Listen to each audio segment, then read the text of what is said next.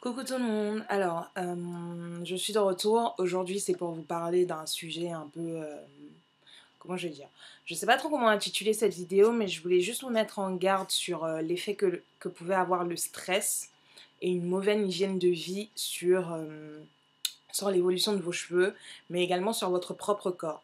Donc depuis, on va dire, je pense que je suis le parfait exemple et c'est pour ça que je tiens à vous en parler aujourd'hui parce que c'est vraiment un sujet très important, c'est un sujet qu'on néglige. C'est-à-dire que vous allez parcourir les forums, vous allez parcourir les machins, on va vous dire oui, il faut pas être trop stressé parce que quand on est stressé, on perd ses cheveux.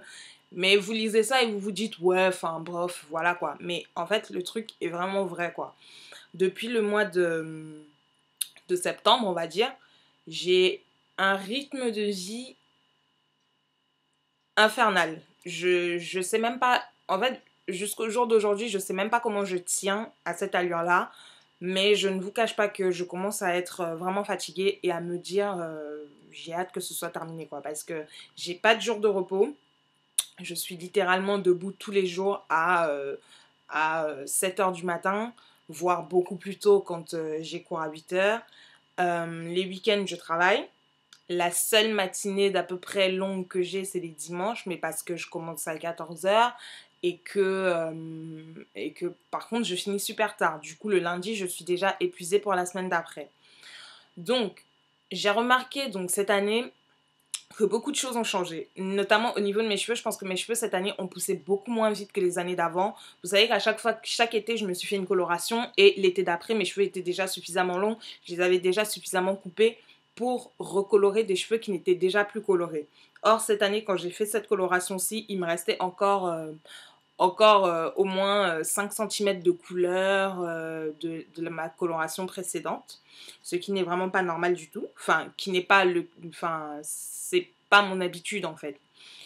J'ai remarqué aussi que depuis le mois de septembre, j'ai dû gagner au moins 5 ou 7 kilos. Et pour les personnes qui me connaissent, les gens savent que je suis pas quelqu'un qui prend du poids, mais vraiment le stress, la fatigue, le fait de mal manger, mais vraiment continuellement, ou des choses comme ça, ont chamboulé complètement mon métabolisme. Ça me dérange pas d'avoir gagné ces kilos-là, hein. Allez pas vous tromper sur le but de mon discours aujourd'hui. Je m'en fous parce que bah, j'ai toujours voulu être un petit peu, avoir un peu plus de forme, comme on dit. Et du coup, bah, j'en suis à un point où j'aime bien le corps que j'ai maintenant. Mais c'est pour vous dire de faire très attention dans votre vie de tous les jours. Essayez toujours de trouver du temps pour vous-même, du temps pour vous reposer, du temps pour vous ressourcer, du temps pour vous. Prenez-vous au moins une journée par mois ou si vous pouvez beaucoup plus, où vous prenez soin de vous, où vous chouchoutez ou des choses comme ça. Et moi, j'ai pas eu ça depuis un bon moment. C'est-à-dire qu'en ce moment, c'est vraiment la routine boulot, boulot, boulot, boulot, boulot. Dès que j'ai 2 heures de libre, shampoing, après shampoing vite fait, on essaie de mettre son vernis en deux, trois mouvements. Like, c'est pas une vie. C'est pas une vie. Et du coup, bah, ça se ressent.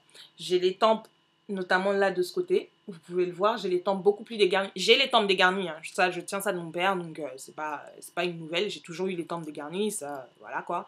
Mais je pense que cette année, elles sont vraiment vides. Vous pouvez voir là, les cheveux ils sont pas couchés, hein, c'est vraiment qu'il y a pas beaucoup de cheveux quoi. Ils sont là les cheveux, vous voyez. Donc et c'est des deux côtés pareils, je pense. Ça se voit beaucoup plus. Mes cheveux ont perdu aussi en vitalité et en volume.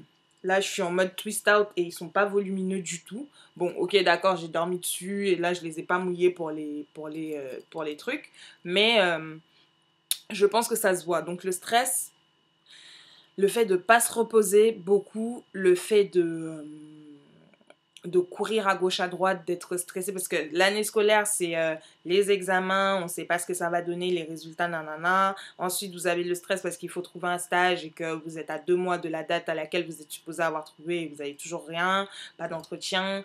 Après il faut commencer à stresser parce que bah, vous attendez vos résultats. Après vous avez trouvé le stage mais il faut stresser parce qu'il faut se lever tous les matins, il ne faut pas être en retard, nanana. Je ne suis pas en train de me plaindre à propos de ma vie, la vie elle est comme ça, la vie elle est dure, point barre, ok? Ça, c'est un fait. Mais je suis juste en train de vous dire que si vous le pouvez, Essayez de vous entourer de bonnes personnes parce que je ne vous cache pas que j'aurais jamais tenu cette année si j'avais pas eu les bonnes personnes autour de moi. Quand j'ai eu besoin d'aide, quand j'ai eu besoin d'un coup de pied aux fesses, quand j'ai eu besoin d'un machin, j'ai toujours eu un ou une amie vers qui me tourner, qui m'a donné les bons conseils, qui m'a donné les câlins nécessaires si c'est de ça que j'avais besoin, j'ai eu les bonnes personnes autour de moi. Donc, essayez dans votre vie de vous entourer des bonnes personnes. Surtout si vous êtes dans une phase où vous savez que vous allez stresser à fond et que vous allez vraiment être dans un sale état.